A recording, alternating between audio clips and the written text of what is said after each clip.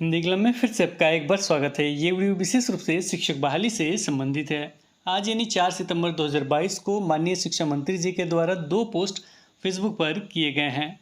आपको बताते चले ये दोनों पोस्ट प्रभात खबर न्यूज़पेपर में जो न्यूज़ छपा था उसी से संबंधित है। उसका कटिंग भी शिक्षा मंत्री जी ने अपने पोस्ट में लगाया है। तो पूरा मामला जानेंगे, लेकिन इससे पहले हम आपको बताते चले इस मामले पर यानी इस न्यूज़ पे हमारा वीडियो भी बना था। शायद आपने देखा होगा, नहीं देखा होगा तो प्लीज़ देख लीजिएगा।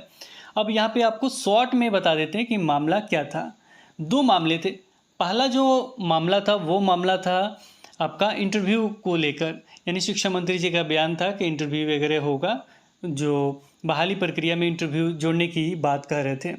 दूसरा जो मामला था तो उसमें देशव्यापी विज्ञापन निकालने का मामला था, यानी सभी लोग यहाँ फॉर्म डाल सके, ऐसा मामला था। हम आपको बताते चले कि इससे पहले जब भी बहाली हुआ 1 to 8 का, उसमें पूरे देशवासी शामिल हुए हैं, लेकिन उसके बाद बहुत मतलब छठा चरण जब चल रहा था उस समय बहुत कोशिशों के बाद, बहुत मेहनत के बाद केवल बिहारवासी ही केवल अप्लाई कर पाएंगे, ऐसा मतलब किया गया सरकार के द्वारा। वो एक नियमावली बना, नियमावली 2020 उसे कहा गया। इसके बारे में आप जानते भी होंगे, उस पर हमारा वीडियो भी है। तो नियमावली 2020 अभी तक लागू है। जब तक नया नियमावली नहीं आता है तब तक यही चलेगा। तो इस नियमावली के अनुसार केवल जो बिहार वासी हैं, जो बिहार के रहने वाले हैं, वही केवल जो भी शिक्षक बहाली होगा वो 1 to 8 का हो या 9 to 12 का हो, सभी में केवल बिहार के रहने वाले ही अप्लाई कर पाएंगे। अब ये सारी चीज़ प्रोसेस चल रहे थे, उसी समय शिक्षा मंत्री जी का बयान आया, दोनों बयान आया। अब दोनों बयान को हम लोग देखते हैं कि क्या कुछ उन्होंने कहा था और अभी वो क्या कह रहे हैं। यानी उन्होंने कहा था, उस पर वीडियो है, लेकिन उसके बाद उन्होंने क्या कुछ कहा है, इसे पढ़कर समझने की कोशिश करते हैं। इसे स्क्रॉल करते हैं, नीचे चलते हैं। तो ये जो आप देख रहे हैं तो ये घंटा पहले का है, तो इसको हम बाद में पढ़ेंगे। जो 4 घंटे पहले पोस्ट किया गया था उसे हम एक बार पढ़ लेते हैं। ये देख सकते हैं, सारा चीज़ ऑफिशियल है शिक्षा मंत्री जी का, और इसे हम करते हैं अधिक। इसे हम पढ़ेंगे और समझने की कोशिश करेंगे कि शिक्षा मंत्री जी ने क्या कुछ कहा। इसके साथ ही एक चीज़ और क्लियर कर देना चाहते हैं। देखिए, बुराई आप जितना भी करें, लेकिन जो अच्छाई है वो भी हम रखते हैं, क्योंकि निगेटिव पॉजिटिव दोनों हर इंसान में होता है, लेकिन जो पॉजिटिव है उस चीज़ को भी देखना चाहिए।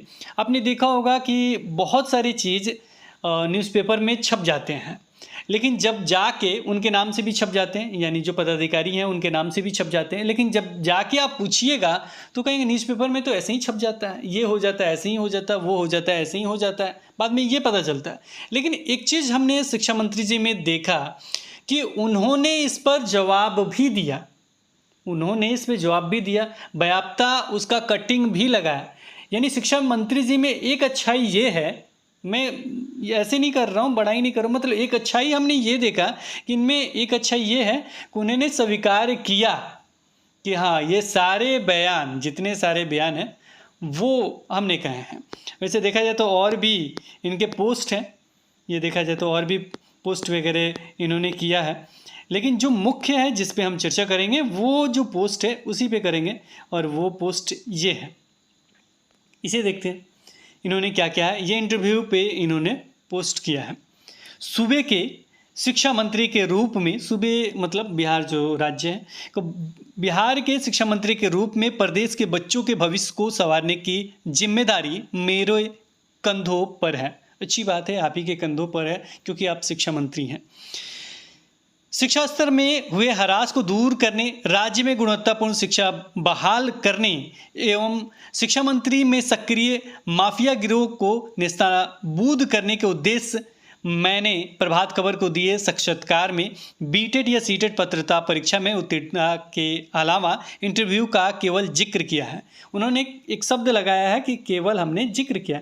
ऐसा नहीं है कि हम इसको जोड़ रहे हैं या कुछ कर रहे हैं, ऐसा कुछ नहीं है, हमने केवल जो जिक्र किया है। मेरा मानना है कि इससे शिक्षा क्षेत्र में हो रही धांधली पर अंकुश लगेगा और बिहार अपने गौरवमयी विरासत को प्राप्त करेगा।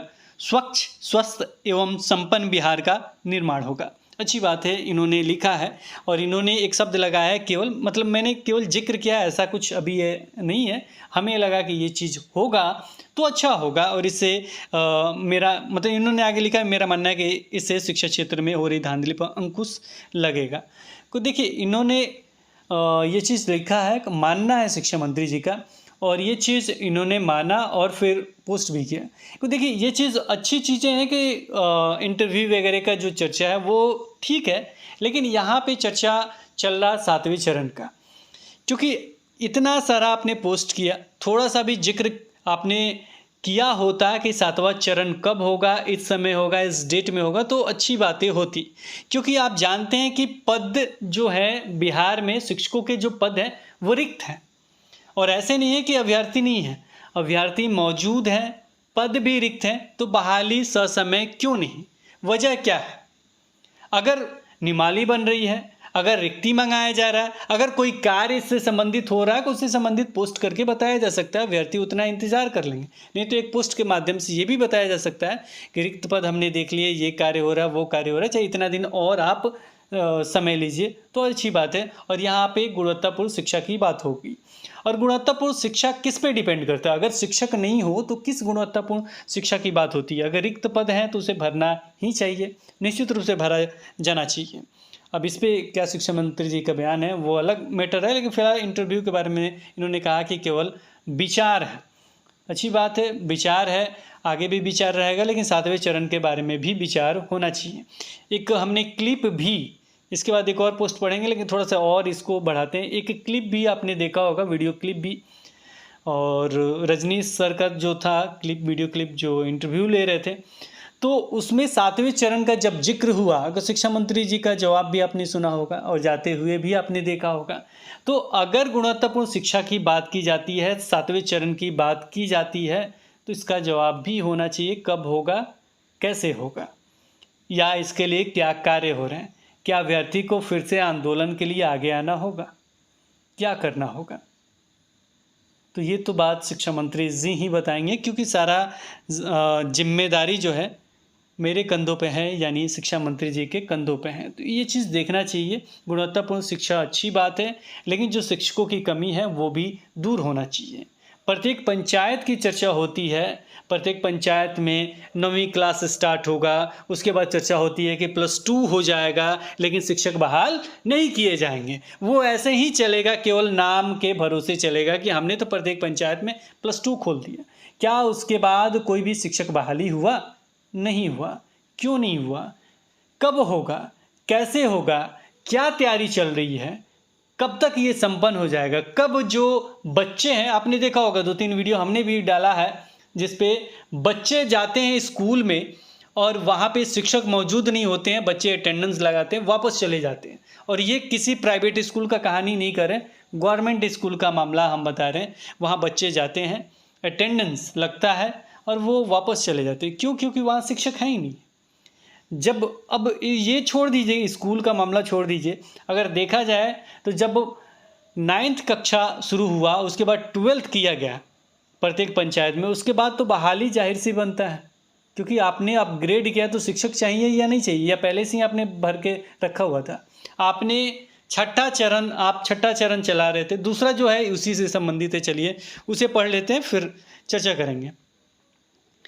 ये देखिए यहाँ पे तो देशव्यापी विज्ञापन निकालने की ज़रूरत, इसको इन्होंने घेरा भी है। अच्छी चीज़ है। सबसे अच्छा चीज़ शिक्षा मंत्री जी में हमने ये देखा कि ये चीज़ इस पर जवाब भी देते हैं। और ये जवाब कैसे बाहर निकला, मतलब कैसे कोई, ये आपकी एकजुटता का परिचय है।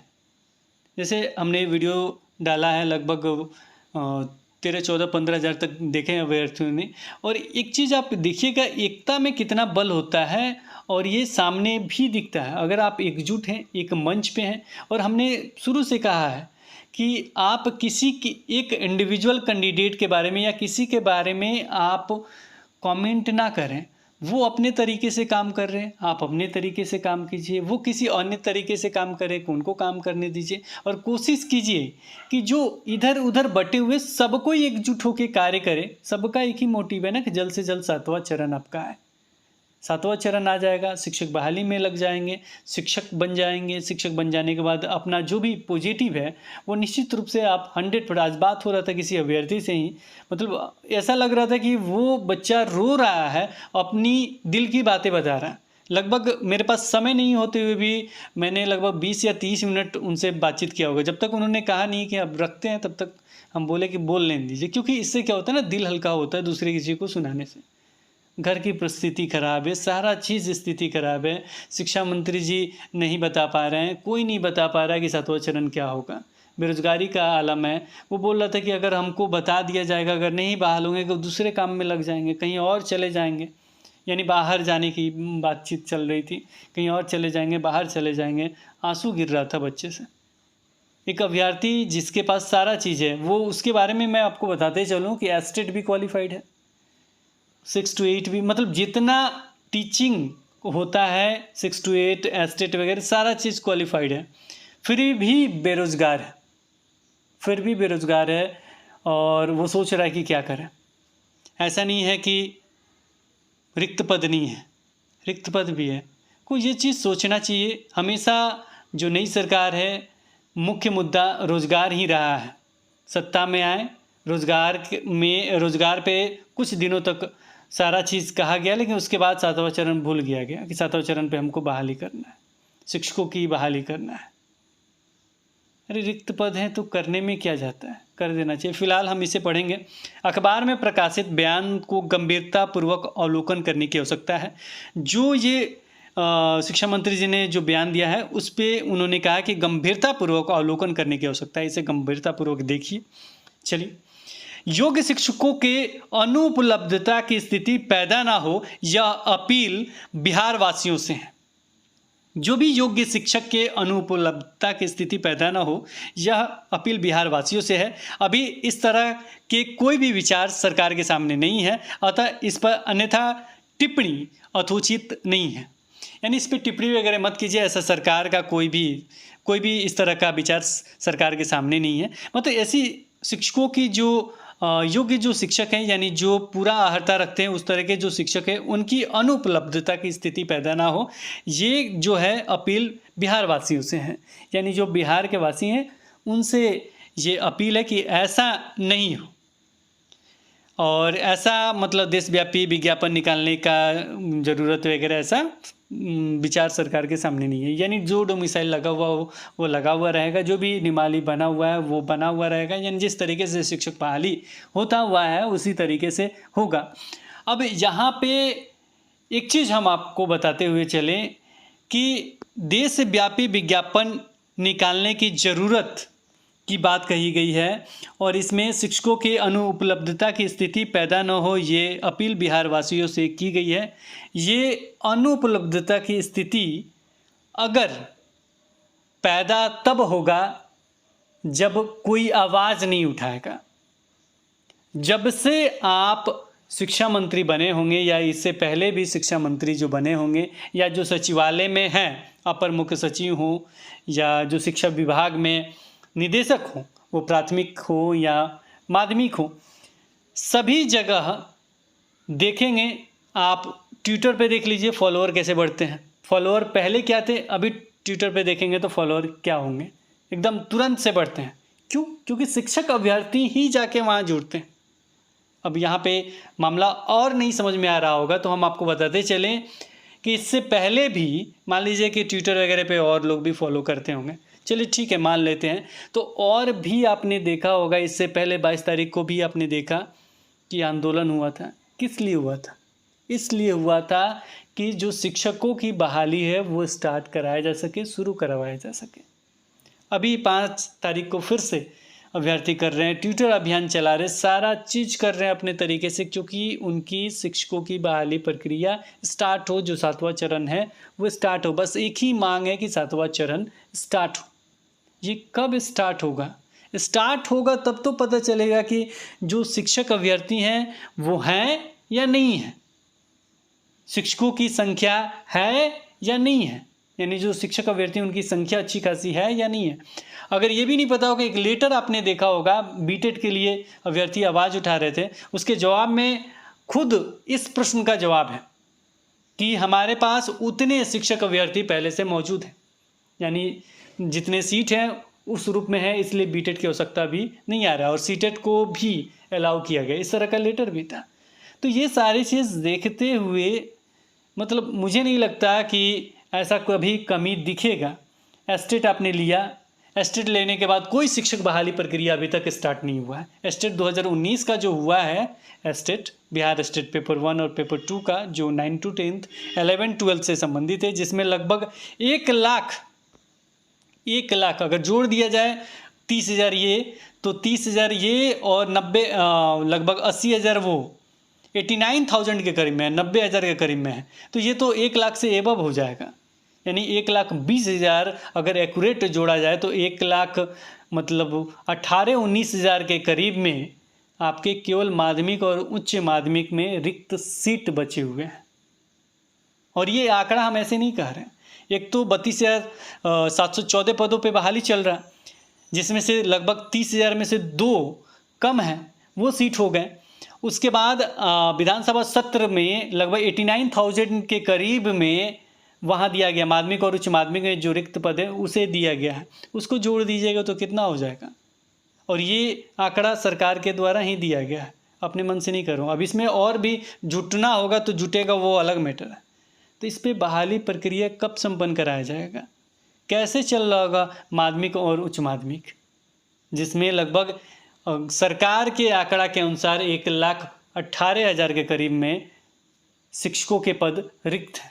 कैसे चल रहा होगा वहाँ, शिक्षा व्यवस्था कैसा होगा, किस गुणवत्तापूर्ण शिक्षा की बात की जाती है।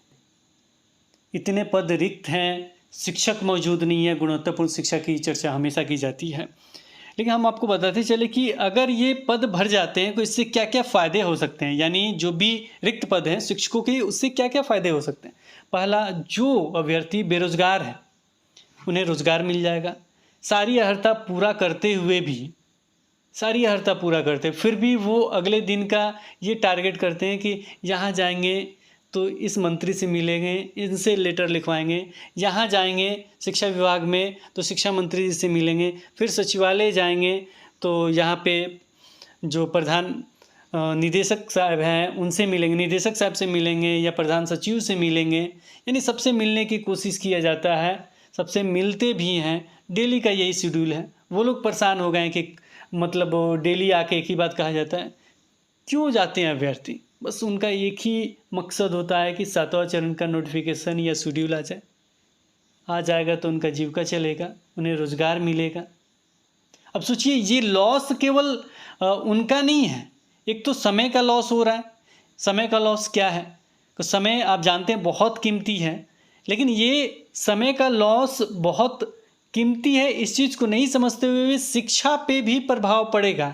आज जो टीचर, जो एस्टेट 2019 के अभ्यर्थी का उदाहरण मैं दे रहा हूँ, जो आज टीचर जो अच्छे तरीके से पढ़ा सकता है, अगर इसे जितना देर कीजिएगा उतना ही उसका स्तर गिरते हुए चला जाएगा, क्योंकि वो तो पर डे का टारगेट ये रख रहा है कि आज इनसे मिलना, आज उनसे मिलना, आज यहाँ पे प्रोटेस्ट करना, आज ये करना, वो करना, बस यही उनके दिमाग में चल रहा। उनके दिमाग में शिक्षा नहीं चल रहा। जो बच्चा परीक्षा की तैयारी करता है, जो अभ्यर्थी परीक्षा की तैयारी करता है, तो वो टैलेंटेड होता है कि हाँ हमें तैयारी करना, ये पढ़ना, वो पढ़ना, सारा चीज़ पढ़ना है, तो उनके पास गुण होता है। लेकिन जितना आप देरी कीजिएगा, सारी अर्हता पूरा कर लिया, अब जितना आप देरी कीजिएगा उतना ही स्तर उसका नीचे गिरेगा।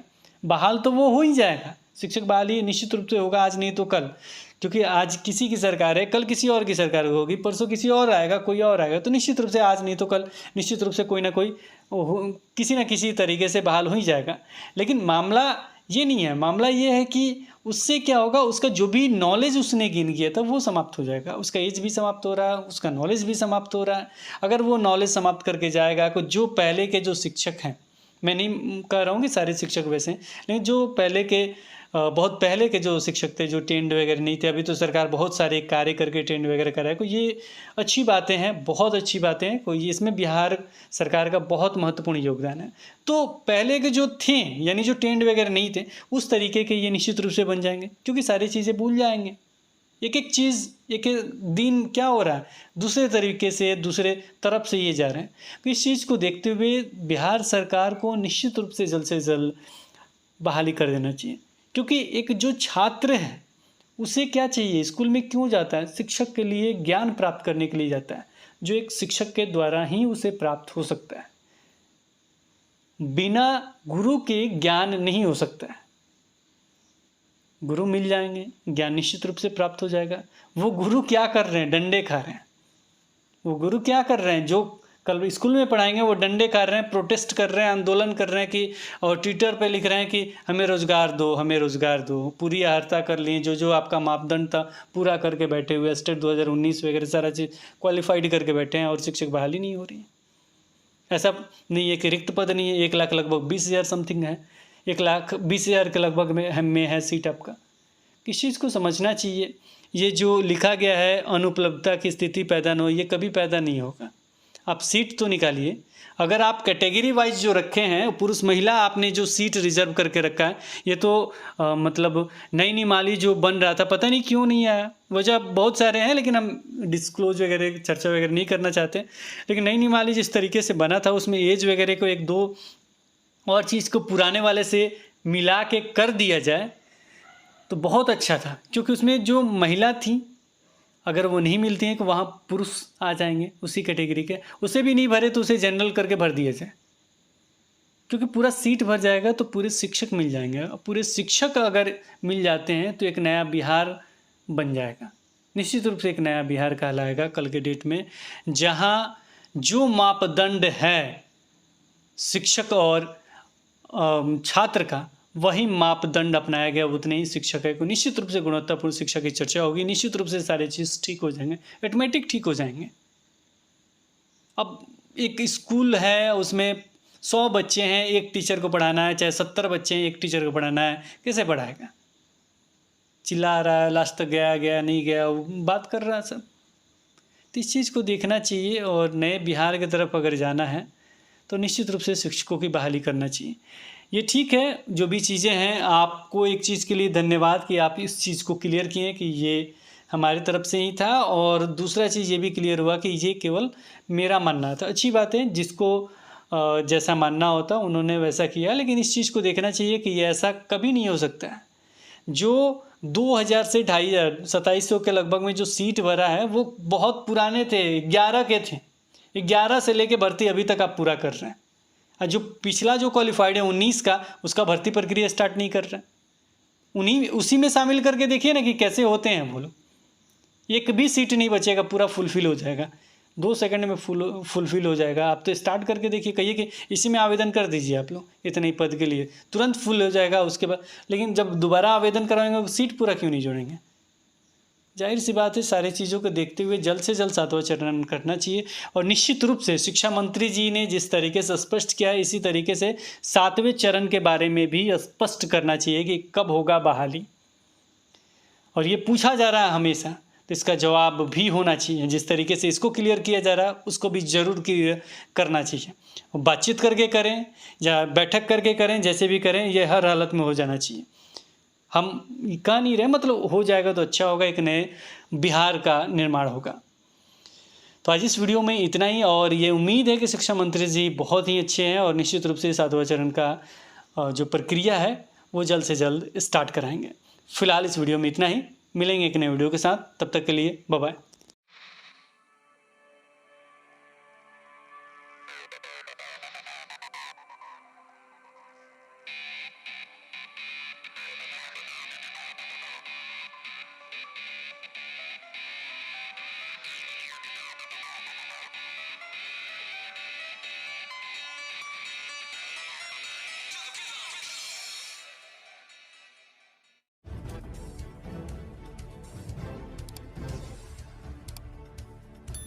सब्सक्राइब कीजिए हिंदी क्लब को, दबाइए इस बेल आइकॉन को ताकि हमारा वीडियो आपको मिले सबसे पहले। शेयर करें अपने दोस्तों के साथ ताकि वो भी इसका लाभ उठा सके। ये सब बिल्कुल फ्री है।